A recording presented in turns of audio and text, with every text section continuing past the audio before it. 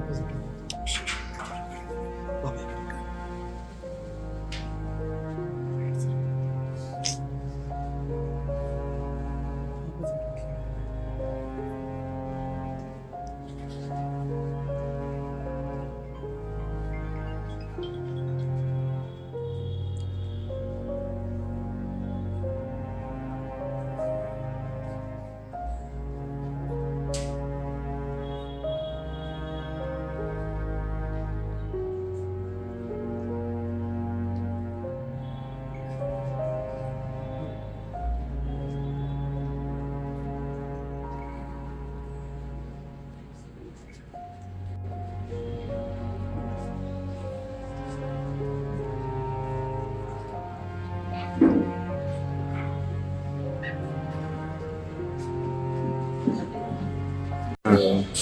ಸಂತೋಷ್ ಬಂದು ನನಗೆ ಮುಂಚಿನ ಗೆಳೆಯ ಅಂದರೆ ಜಿಮ್ನಾಸ್ಟಿಕ್ಸ್ ಫ್ರೆಂಡು. ಕೆಂಪ ಅನ್ನೋ ಚಿತ್ರ ಫಸ್ಟ್ ಚಿತ್ರ ಅದು.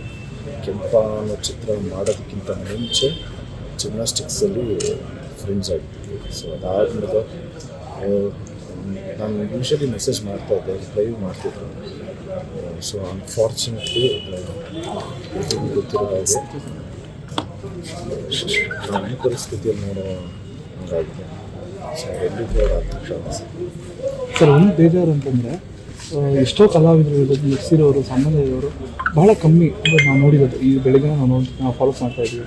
ಸೊ ಬರ್ತಾ ಇಲ್ಲ ಆರ್ಟಿಸ್ಟ್ ನೋಡೋಕ್ಕೆ ಕೊನೆ ಟೈಮಲ್ಲಿ. ಏನು ಗೊತ್ತಾ, ಈ ವಿಷಯ ಇವಾಗ ನಡೆದಿರೋ ಪರಿಸ್ಥಿತಿ ಏನಿದೆಯೋ ಅದರಲ್ಲೂ ಕಾಂಟ್ರವರ್ಸಿ ಹುಡುಕತ್ತೆ. ಫಸ್ಟ್ ಆಫ್ ಆಲ್ ಇದು ಮಾಡ್ತಾರೆ ಈ ಥರ ಕ್ವೆಶನ್ಸ್ ಕೇಳೋದಿತ್ತು.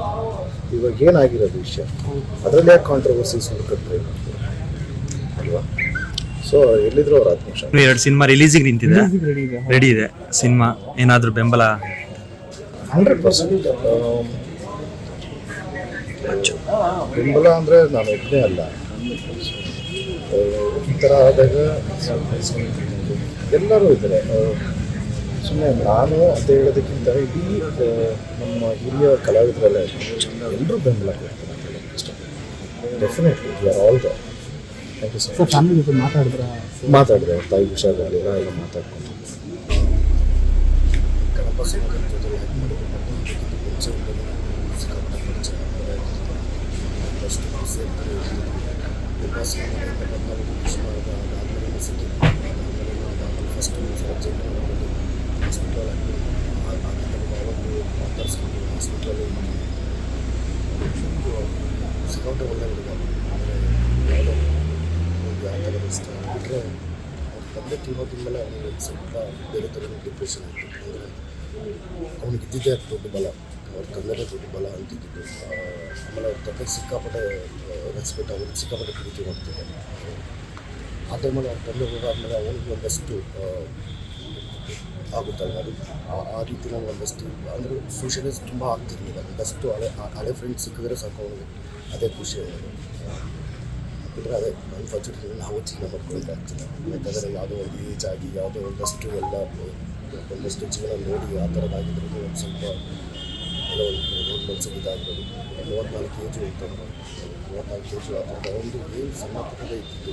ಹಾಸ್ಪಿಟ್ಲಿಂದ ಬಂದಾದ್ಮೇಲೆ ಅಷ್ಟೇ ಎಲ್ಲ ಒಂದು ಚಾಕ್ಲೇಟ್ ಕೊಡಿಸಿ, ಒಂದು ಐಸ್ ಕ್ರೀಮ್ ಕೊಡಿಸಿ, ಆ ಥರದೇ ಜೀವ. ಇಲ್ಲ, ತುಂಬ ಒಳ್ಳೆ ಗೆಳೆಯ ನನಗೆ ಸಂತು. ಸುಮಾರು ವರ್ಷದಿಂದ ನೋಡ್ತಿದ್ದೆ. ಅಂದರೆ ನಾನು ಸ್ವಲ್ಪ ಎಲ್ಲ ಹೊಸ ಇಂಡಸ್ಟ್ರಿ ಮಾಡಿದ್ದು. ಅದ್ರ ಜೊತೆಗೆಲ್ಲ ಒಂದೇ ಊರ ಕಡೆ ಅನೇಕ ಕಡೆಯಿಂದ ಬಂದಿರೋದು. ತುಂಬ ಬೇಜಾರಾಗುವಂಥ ವಿಷಯ. ತುಂಬ ಬೇಗನೆ ಕಳ್ಕೊಂಡ್ಬಿಟ್ಟು ನಾವು. ತುಂಬ ದುಃಖ ಇರಬೇಕಿತ್ತು, ಇದು ಬಾಳ್ಬೇಕಿತ್ತು. ಬಟ್ ವಿಧಿವಶಾತ್ ಮಾಡೋಕ್ಕಾಗಲ್ಲ. ನಾನು 2 ಸರಿ ಮೆನ್ಷನ್ ಮೀಟ್ ಮಾಡಿದ್ವಿ. ನಮ್ಗೆ ತುಂಬ ಜನ ಕಾಮನ್ ಫ್ರೆಂಡ್ಸ್ ಇರೋದ್ರಿಂದ ಮೀಟ್ ಮಾಡ್ತಾರೆ.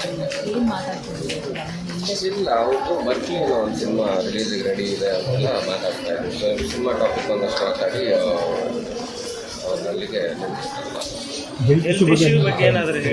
ಐಡಿಯಾ ಇಲ್ಲ. ನನಗೆ ಈಗ ಅಂದರೆ ಒಂದು ವಾರದಲ್ಲಿ ನಡೆದೋದಾಗಿತ್ತು. ಬಟ್ ರಿಕವರ್ ಆಗುತ್ತೆ ಅಂತ ಅಂದ್ಕೊಂಡಿದ್ವಿ. ಸೀರಿಯಸ್ ಆಗಿದೆ ಅನ್ನೋದು ಗೊತ್ತಿರಲಿಲ್ಲ. ಇವತ್ತು ಬೆಳಗ್ಗೆ ನನಗೆ ಫೋನ್ ಮಾಡಿ ಗೊತ್ತಾಯಿತು ಇಷ್ಟೊಂದು ಸೀರಿಯಸ್ ಆಗಿತ್ತು. ಕಾಸ್ ಆಫ್ ಡೆತ್ ಏನೇ ಇದ್ರು ಅವ್ರ ಫ್ಯಾಮಿಲಿಯವ್ರು ಬರ್ತಾರೆ, ಅವರು ಮಾತಾಡ್ತಾರೆ, ಅವ್ರು ಹೇಳ್ತಾರೆ. ನೆಕ್ಸ್ಟ್ ಏನು ಪ್ರಾಸೆಸ್ ಮಾಡ್ತಾರೆ ಕ್ರಿಮೇಷನ್ ಎಲ್ಲ ಅವ್ರು ಹೇಳ್ತಾರೆ. ಮೊನ್ನೆ ವಿಷಯ ಕಾಲ್ ಮಾಡಿ ನನ್ನ ಫ್ರೆಂಡ್ಸ್ ಜೊತೆಲಿದ್ದೆ ಸೊ ಮಾತಾಡೋ ಇದರಲ್ಲಿ ಇರಲಿಲ್ಲ ಐ ಸಿ ಯುನಲ್ಲಿ ಇದ್ದರು ಅದಾಗ ಮಾತಾಡೋಕ್ಕಾಗಿ ಬಟ್ 24 hours ಫ್ರೆಂಡ್ಸ್ ಜೊತೆಲಿದ್ದಾಗ ಅವ್ರ ಹತ್ರ ನಾನು ಟೆನ್ಷಲ್ಲಿದ್ದೆ ರಿಕವರಿ ಆಗುತ್ತೆ ಅಂತ ಅನ್ಕೊಂಡಿದ್ದೆ.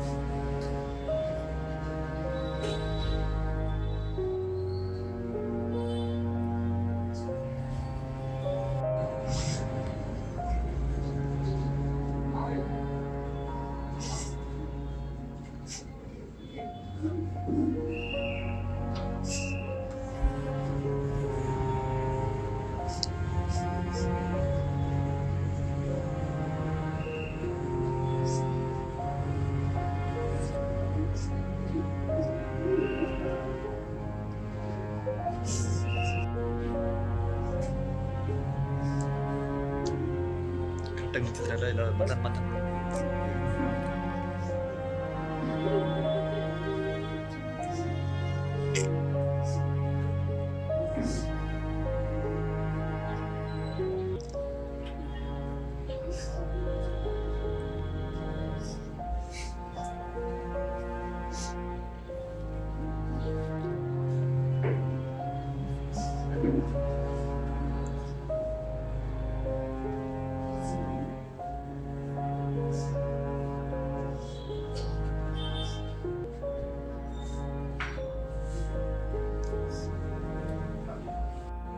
ಅವರನ್ನು ರಕ್ಷಿಸಿರಿ ಸ್ವಾಮಿ, ಅವರನ್ನು ರಕ್ಷಿಸಿರಿ ಸ್ವಾಮಿ,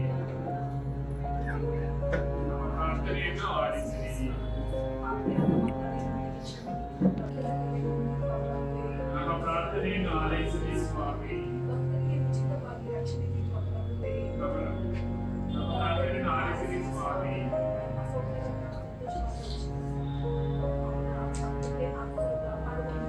ಪ್ರಭುವೇ ನಿಮ್ಮನ್ನು ಪ್ರಾರ್ಥಿಸುತ್ತೇವೆ,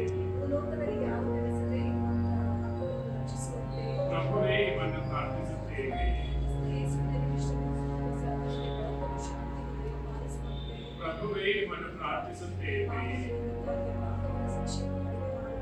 ಪ್ರಭುವೇ ನಿಮ್ಮನ್ನು ಪ್ರಾರ್ಥಿಸುತ್ತೇವೆ,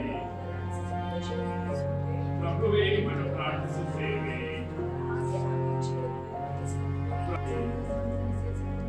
ಪ್ರಭುವೇ ನಿಮ್ಮನ್ನು ಪ್ರಾರ್ಥಿಸುತ್ತೇವೆ, ನಮ್ಮ ಪ್ರಾರ್ಥನೆಯನ್ನು ಆಲಿಸಿರಿ.